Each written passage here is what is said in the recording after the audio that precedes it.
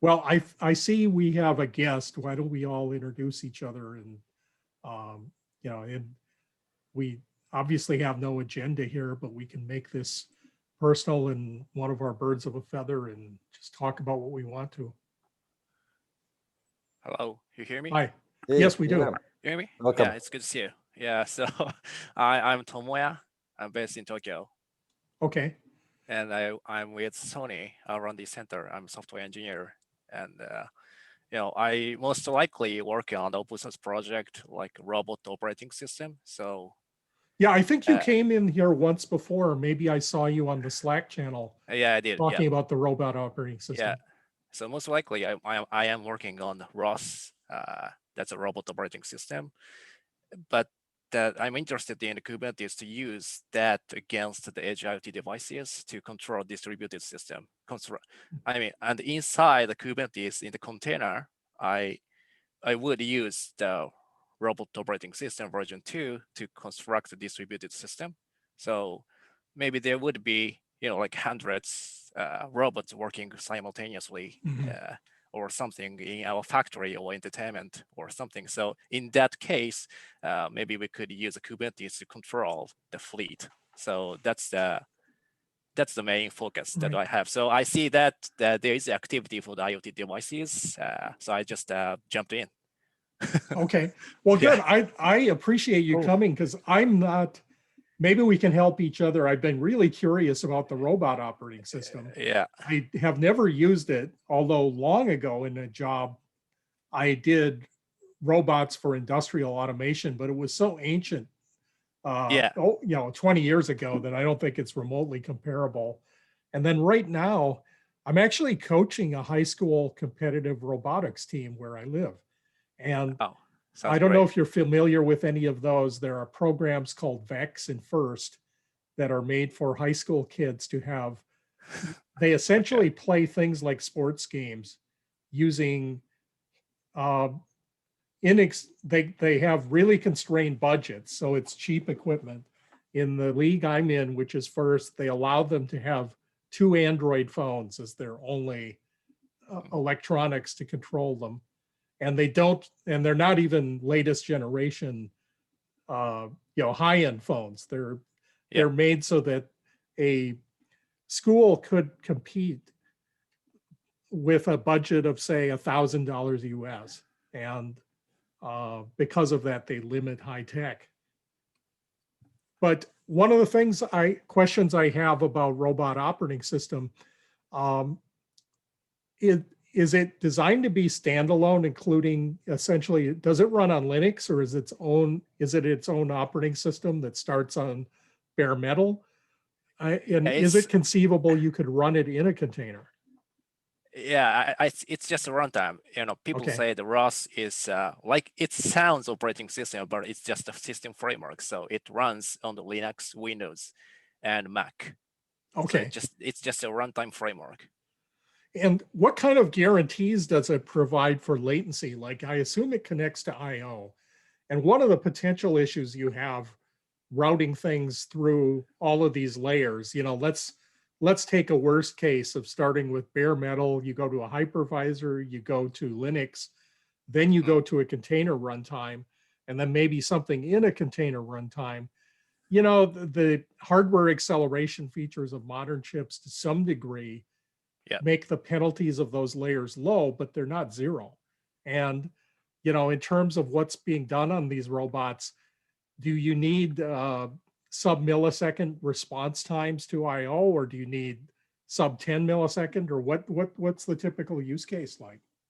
Uh, there is a lot of use cases, and actually there is the QoS that it stands for quality of Yeah. service. So you can Uh-huh. just define your latency. Hey, I want this latency or something to deliver the messages or something. And if it is not achieved, you can get the event or something. So actually, you can define and configure the latency or lifetime for the specific messages or something. That's we provide as a system. So, but there is a lot of use cases. Some people are trying to use, like for us, Sony, we focus on like we focus on the edge devices, but not specific small the microcontrollers. But what we expect to use is much bigger than Raspberry Pi, more like smartphone CPU or something based Okay. on the Linux. But some people are working on enable ROS2 on microcontrollers.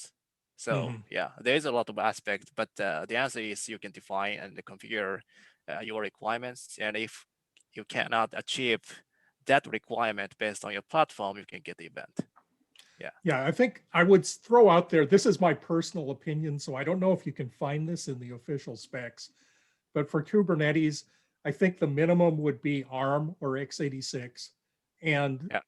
personal opinion is 4 gig of memory is minimum, although technically there are plenty of people who can demonstrate in a video that they got it to run on 2 gig of RAM. But my experience is that if you push it that low, there's hardly anything left to actually run your application. So Yeah. if your goal is self-education of just saying, yes, I got a Kubernetes running, fine, it will do that. But normally you don't want the bulk of your CPU resource being consumed by the platform with nothing left at all. You know, the goal is to Exactly. have most of it available for your actual application. And I think even 4 gig of RAM is probably low-ish, and you'd like 8.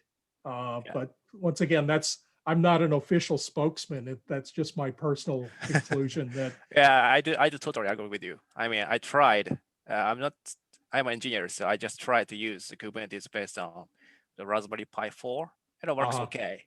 But it consumes like a kubelet consumes like sometimes 10% the CPU consumption.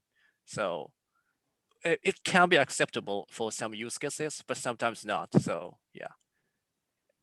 So and then are there there's any? another potential thing you can do here that's used for some control systems when if your real goal is to have a control plane to control 1,000 robots, Kubernetes has a really nicely architected control plane that's extensible. Yeah, And yeah.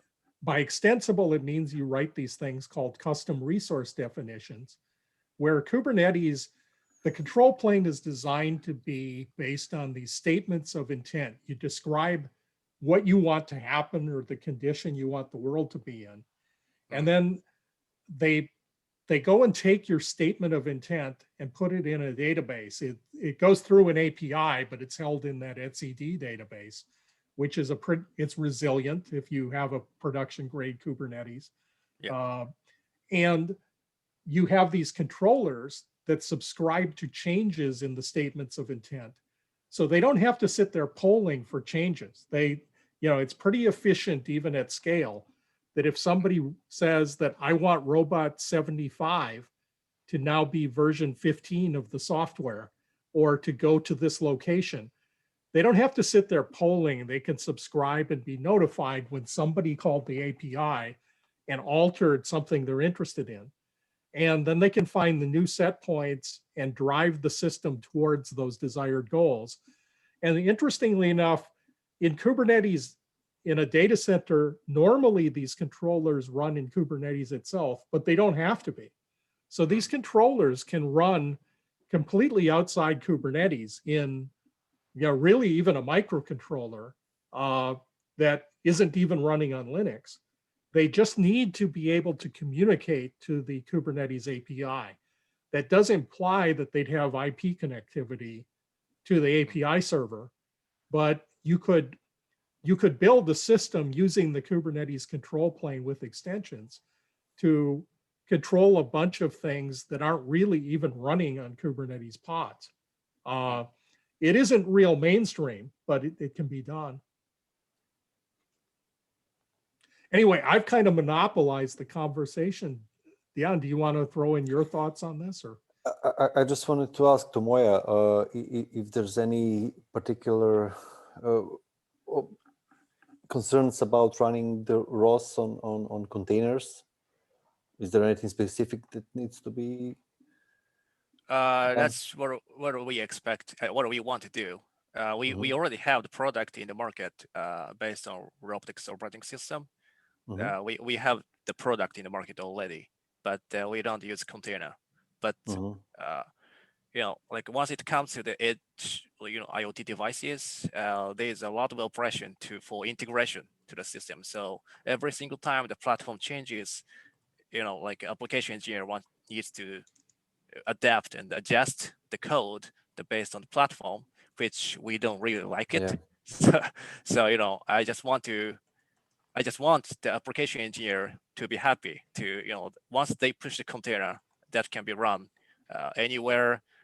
It doesn't matter if it's cloud or edge, but you can just specify the specific target or capabilities based on the label, and we have a go. So that's what we really want. But yeah, the robotics, the engineers, they mostly use container for R&D and the trials, but I don't know that if they Yeah. have the product in the market.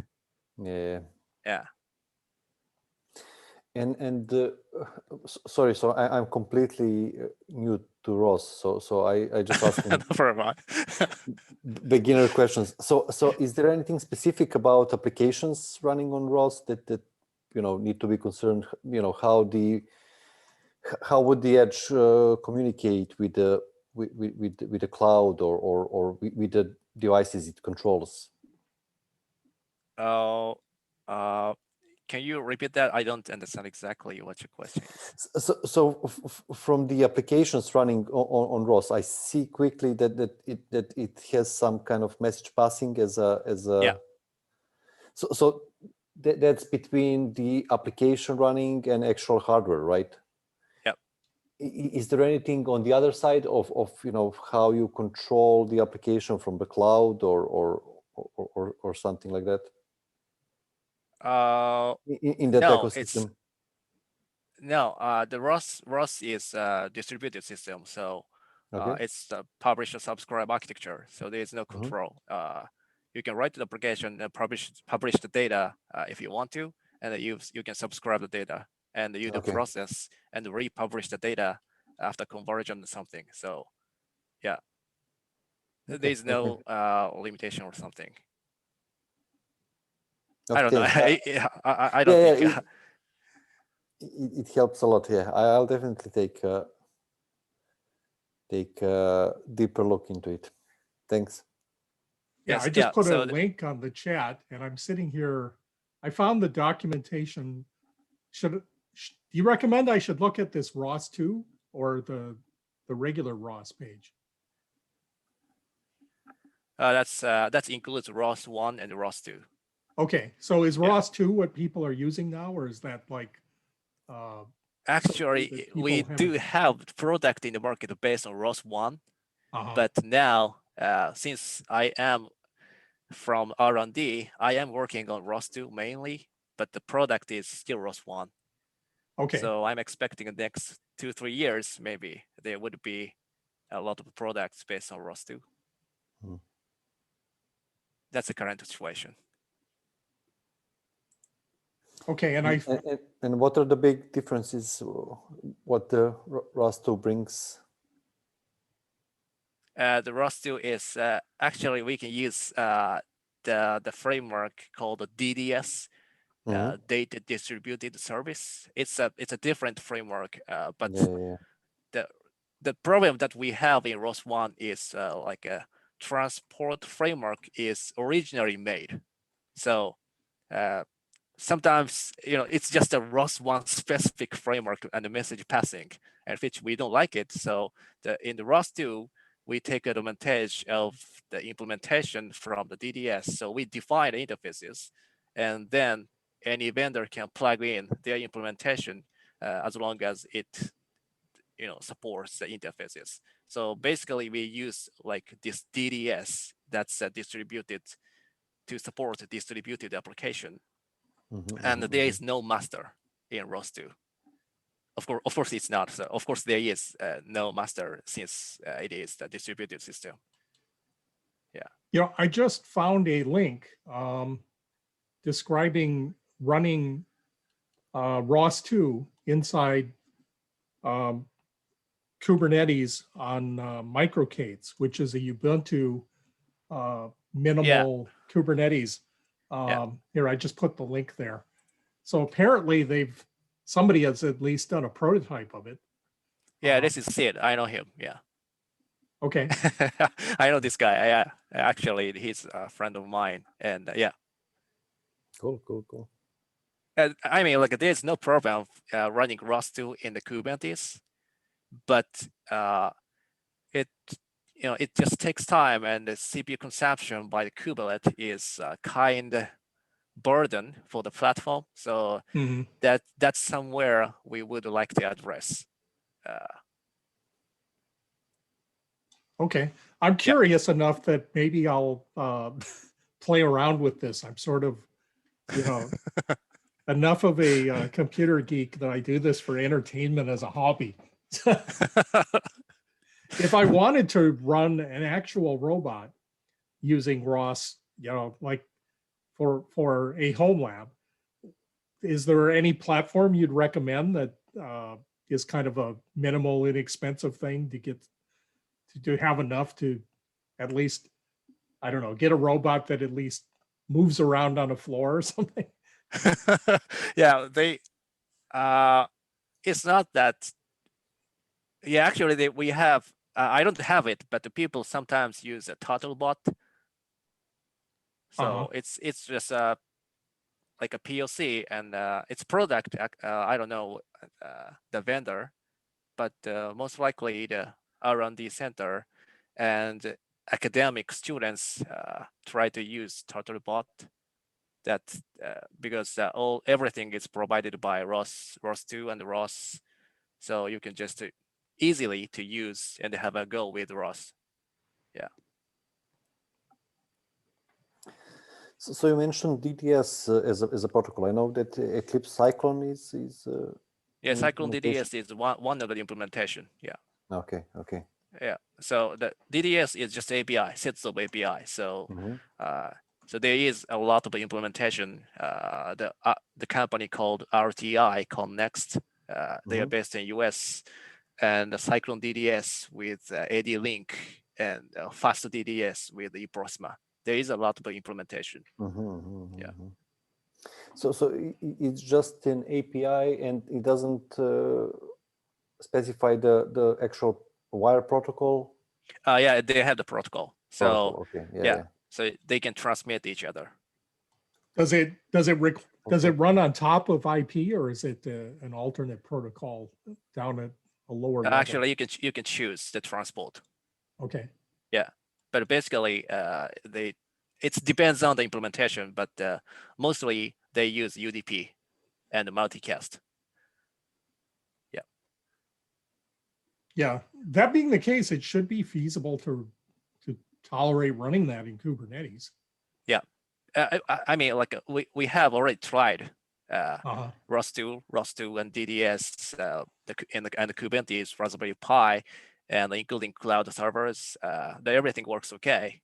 So we are positive to use Kubernetes edge devices, but what's the pain here is like CPU consumption by kubelet, and if we change the container image, it takes time to switch over the old one. So it depends on the use case. It taking 1 minute, sometimes it would be okay, but it on specific requirement, sometimes we just want it to be changed, maybe 5 seconds or something. So yeah. Yeah. Well, I'm curious enough that, hey, if you want to pursue this, we might be able to, I would be willing to put some time into it just as an educational experience, and maybe aspire to getting a presentation out of it someday that we could give, at a conference or something, on what the experience was with using Kubernetes with ROS, and what we experienced, and maybe how we succeeded in making it better or failed in making it better, so that others don't have to waste their time repeating failed experiments. Yeah. I see we have a new person who joined. Sometimes Tijin. He's with VMware in China. Sometimes he has audio and sometimes not, but if you're there and you can talk, why don't you introduce yourself? Yeah. I'll come here just for, I want to know if any topic related to that machine learning with that Kubernetes Edge, this kind of thing. We're not talking so far tonight about machine learning. We have, I'm not sure how to pronounce your name, Tomoya? Is that your name? From that's correct. Sony. And he's been telling us about the robot operating system. Okay, that's and right. He's curious about getting it to run in Kubernetes and maybe even having Kubernetes control thousands of instances of robots using robot operating system in conjunction with the Kubernetes control plane. So I imagine that, I don't know, there might be a little bit of machine learning going on with these, but I really don't know. In terms of machine learning in general at Edge, at one time there was the Kubernetes machine learning working group, but I believe it's been disbanded. Okay. I might be wrong about that, but they had pretty low attendance at the meetings. I tried dropping in on them for a while, and I mean, they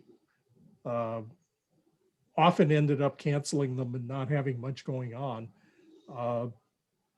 There is a separate Kubeflow project, which is, of course, a framework for machine learning with Kubernetes. And that, I think, is a separate CNCF project that should have its own meetings, but I've never been to them. Yeah. But I think Kubeflow is targeted to that cloud data center, right? Yeah. It's a different story for the Edge.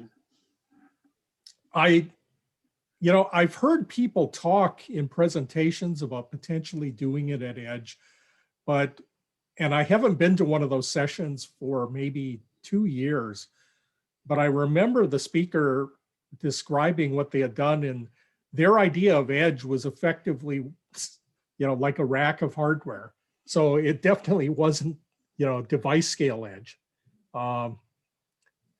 I think Kubeflow maybe could do cloud hosted training that would be in the public cloud. And then you could later execute based on something pre-trained out at an edge device. And it does have some utility there. But if you wanted to do even the training out at edge, I think that you might need a pretty good sized so amount of typically, common wisdom assume that data center AI is predominant about that training machine learning to recognize the pattern by large set, and on the edge, the inference is predominant, right? Mm-hmm. Yeah. But for me, I think there are some challenges around the edge in the real world. That most edge systems are resource constrained, limited install space and power supply, and even some hardware accelerator have been introduced to the edge, like that Intel Movidius and VPU and Google Edge TPU, they kind of edge accelerator. But now they are from different vendors, so they are heterogeneous and even not powerful enough in most cases. So this is something I'm trying to address with some exploration at VMware. But when I talk about Edge AI with project to some partner or customer, they are very interested if we can do something with Kubernetes, orchestrate this Edge AI workload and deploy that, something like that. So this is one reason I'm trying to reach out here. Well, there is somebody who shows up at these calls occasionally, Moritz, who's at a university in Germany, I believe. And he's working on a system that controls a laser cutting machine using high-speed cameras. And I think that he's got some machine learning going on for image recognition in that system. And they're trying to get it to work. It's a research project, I believe. But Okay. he doesn't seem to be here tonight. He's often here, but not this evening. Okay. Maybe we can arrange something for one of the future meetings in this term too. Yeah, Yeah. we maybe could in advance at a future meeting go contact the people interested in this field to get a quorum. Yeah. I've never personally encountered someone who professes to be an expert in it. So I think this might be sort of a leading edge kind of thing where there's a lot of people trying to explore and get it to work, but maybe finding production level instances of Kubernetes at low resource edge, actually doing machine learning could be kind of a rare thing, or something that maybe the companies doing it consider it early stage or proprietary enough that they're not necessarily willing to share it at this point. Okay. I think for resource constrained, I've been seeing a lot of stuff about, specialized hardware technology that might help this. And certainly when you look at some of these popular devices, anything from the Amazon Alexa to the Google Assistant devices, I don't believe those are high-end hardware, yet they seem to have, and they might well have been trained elsewhere, but for doing voice recognition and even to some extent, there are inexpensive cameras that can do facial recognition and automobile license plate recognition. That was maybe based on machine learning. Yeah, but, there's also, I saw people using TinyML, even running ML, yeah. running things on embedded stuff. But the thing Yeah, is just yeah. inference. TinyML, in my understanding, is a specific tool on some MCU, right? MCU. Yeah. But if you can run it there, you can run it in a container, right? I mean, yeah. I want to focus on edge gateway or maybe edge server. Right. Have So a certain, okay. you can correct me if you think I'm wrong, but I don't think it's likely to be plausible to run it on a straight Raspberry Pi, right? Even a Raspberry Pi 4. But if you could get up to a gateway situation where you could put, I don't know, a custom NVIDIA chip or some other brand of accelerator chip, then it might become more viable. Yeah, I have some partner like AD-Link and even other hardware vendor. They already produce some edge gateway encrypted with some hardware accelerator. Like I mentioned that Intel MoVDS VPU and Google Edge TPU, this kind of stuff. Yeah.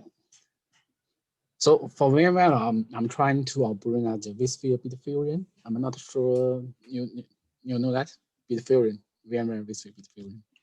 Yeah. It's like dynamically attach that GPU anywhere in the data center by intercepting the CUDA call Right, at like runtime. you're talking about like the Bitfusion technology? Yeah. So I'm trying to enable that to the edge. In some edge system, if we cannot deploy that any edge accelerator, maybe we can build if that you're interested, theory. it's not really, the discussion wasn't really down to edge at the level of embedded devices, but at the last VMware user group meeting, this is the Kubernetes VMware user group. It was the first week of January. We did have a speaker who was talking about using Bitfusion. For you other two who aren't familiar with what Bitfusion is, it is unique to the vSphere hypervisor, but the idea is that you can have hypervisor nodes that have fairly powerful GPUs installed.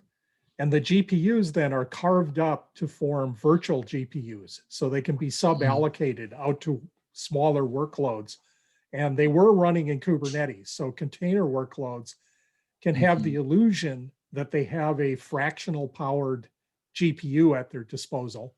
And it communicates with the GPU over an IP connection. So Yeah. the GPU doesn't even have to be local. The workload goes and gets sent over to where the physical GPU is, and the results come back. Yeah. So Bitfury is like that client server model. It sort of tricks that Bitfury client into thinking it has that local GPU, but actually run that GPU on the remote server. So Tomoya, do the robots that you're working on utilize machine learning, and or are they likely to in the future? Yeah, of course we do. Yeah. We have the product in, do you know that product named Aibo, the dog robot? Yeah, I've seen videos of it. Yeah, actually, I've never that's actually the one. physically seen one. Yeah, actually, I am the one to have had to have the keynote speech for ROSCON 20. I remember that's 18.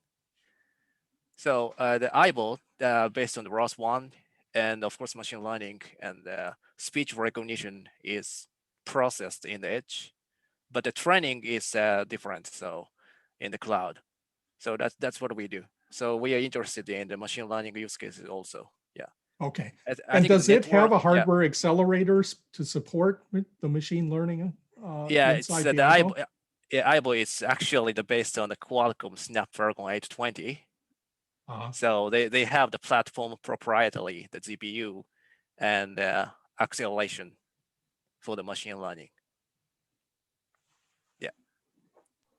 So have you considered just use some special CPU instruction, SRAMD, like Intel AVX and maybe ARM Leon, this kind of instruction? I think this can help accelerate something to some extent, right? Yeah. Actually, I'm the system engineer, so I'm not very much know the detail about the implementation for the machine learning. But I think they are basically using like, their Qualcomm proprietary library to access the hardware to process the machine learning or something. Tijan, is this Intel solution based on the x86 family, or is it some other piece of hardware tech coming out of Intel? Intel solution? Yeah. The one you were talking about, is that an Intel? Yeah, Intel. Intel had introduced some hardware accelerator, like that Intel Movidius, Intel VPU, or virtual processor. Is it based on the x86 family, or is it something different? It started at A6 based okay. hardware accelerator, not that x86. All right. Yeah. Yeah, because where I was about to head is, I think in some of these, like that Aibo robot, I think that is battery powered. Am I correct there? So the power consumption is going to be a big concern. Yes, and exactly. That was the pain. I think traditionally x86 has been challenged, shall we say, when you're operating on low power compared to the Qualcomm units coming out of cell phones kind of started on the basis of being pretty frugal with regard to compute capacity per watt of power consumed. Yeah, you get it. Yeah. But if the Intel solution is on an ASIC and not x86, maybe it isn't. Maybe it isn't so bad. Yeah, actually, there are a variety of that accelerator, except that Intel, Google, even NVIDIA also have some accelerator specific to that edge. It has that low, just consume a low power, low cost, and even can support some interface like USB, so it's easy, to be inserted to your platform.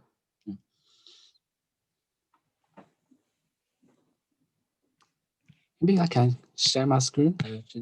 Sure. Let me make you a presenter. And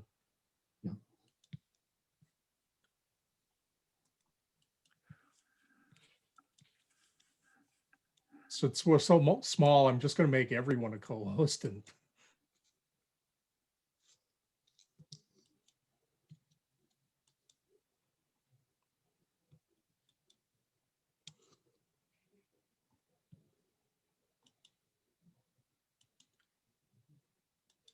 I think you should be able to share your screen now.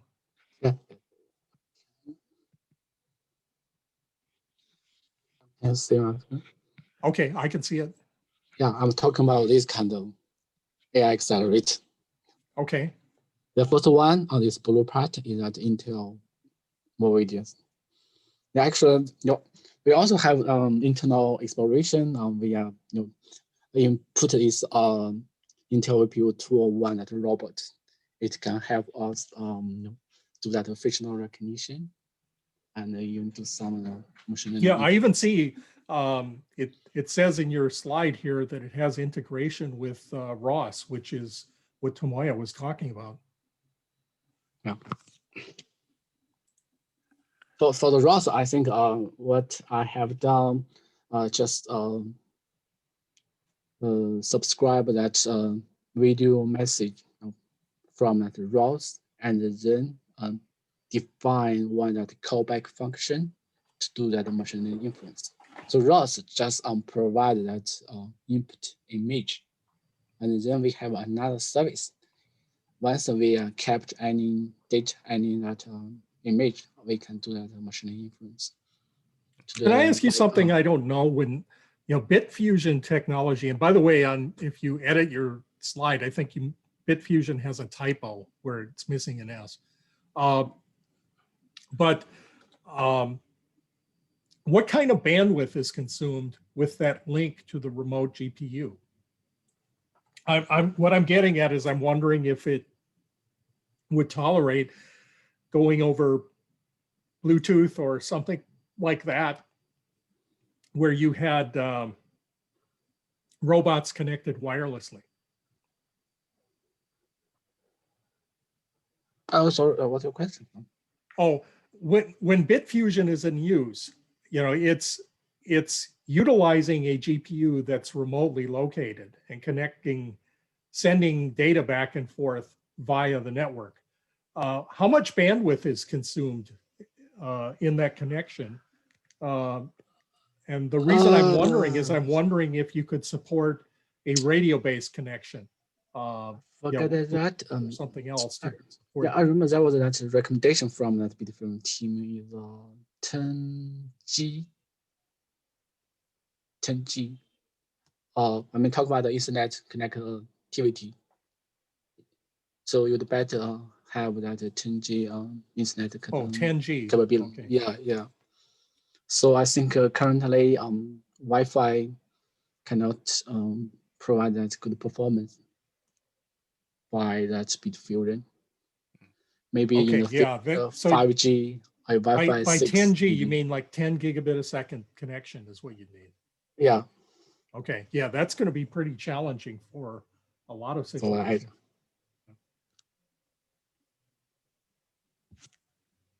I mean, I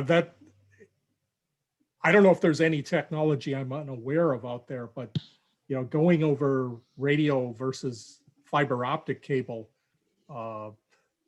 would be challenging if you need 10 gigabit a second. Yeah.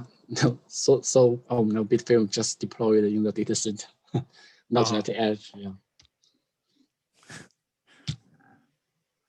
But maybe I think 5G, can be reduced its latency. 5G. You mean like the telco type 5G is what you're talking about, not 5 gigabit a second, but 5G cell service. Yeah. Okay.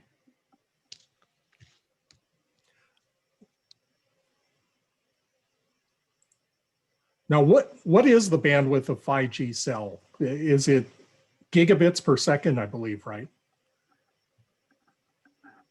I don't know. Me neither. Each time Maybe. I cannot remember. Well, see, the trouble with pigeonholing it is, at least in the US, every cell phone vendor now is claiming they support 5G as a branding. But yeah, it's more like, as an engineer, it's offensive because it's a bunch of marketing guys basically hyping and lying about what it is because they measured it under extraordinary conditions that never could be obtained in real life. you know, and I'm wondering, practically speaking, what it actually is in face of congestion and, you know, something where the two devices aren't inches away from each other and the only things in the vicinity. So if this remote connectivity to a GPU really takes something in a bandwidth that makes radio unobtainable, I think it limits the use cases. Certainly for mobile connectivity and robots that aren't wired with an umbilical, it'd be a little challenging. Even if the umbilical was copper, running up at 10G consumes a lot of power.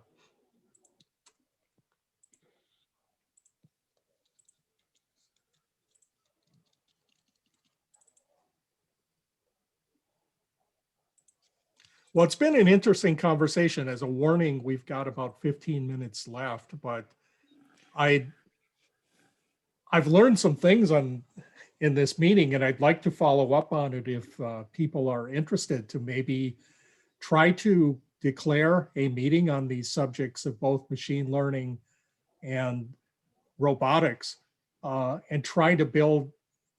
If you give us time, we can probably recruit some more speakers or users to build this up to be, you know, more critical mass than a bunch of people just speculating and wondering.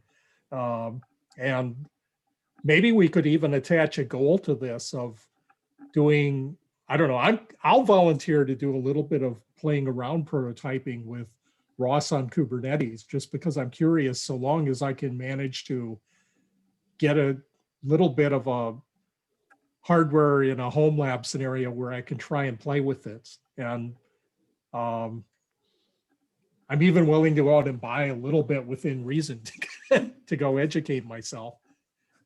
Like I said, I'm coaching a high school robotics team, and I think they might like learning this as an experience anyway. So maybe I can justify it on that basis.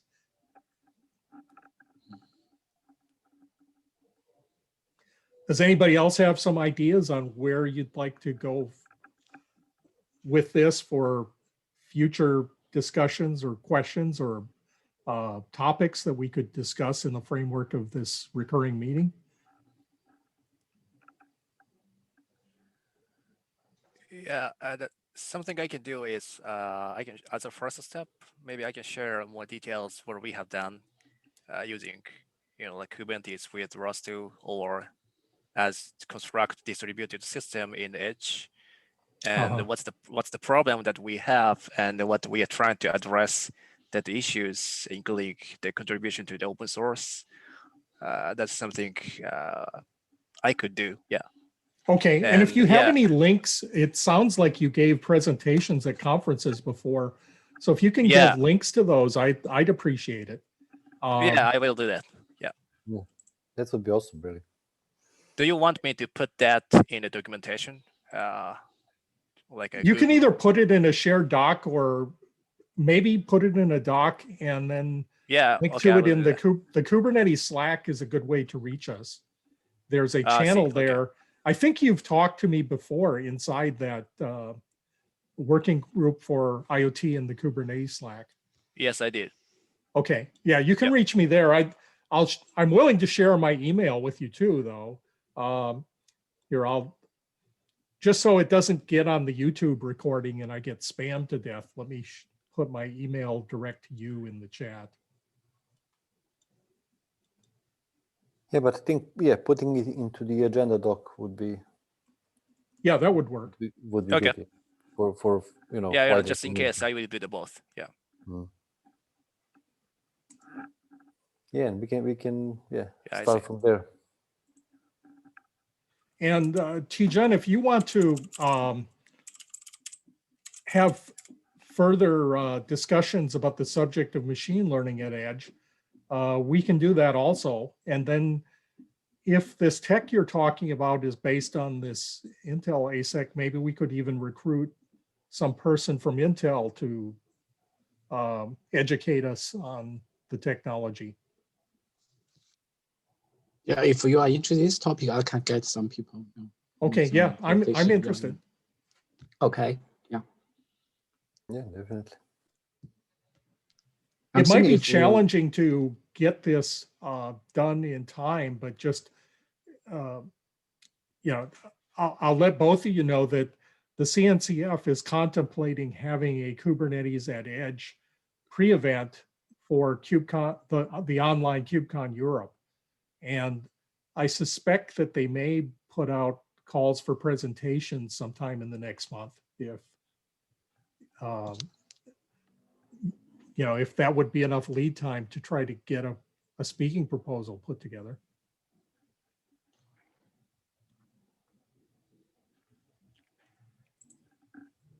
Anyway, that's still at the planning stages. So if you search for it, you won't find it yet. And I don't think the CNCF has 100% decided they're going to go forward with this, but I think it's likely. So just as a heads up, I think that might be coming.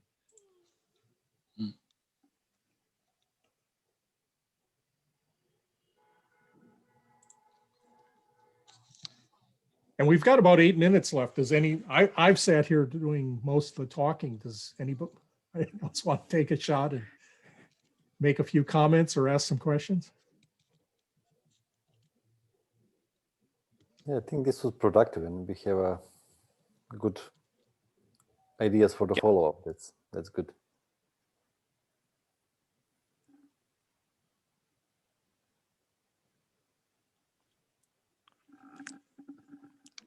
I'm good for now. Okay. Yeah.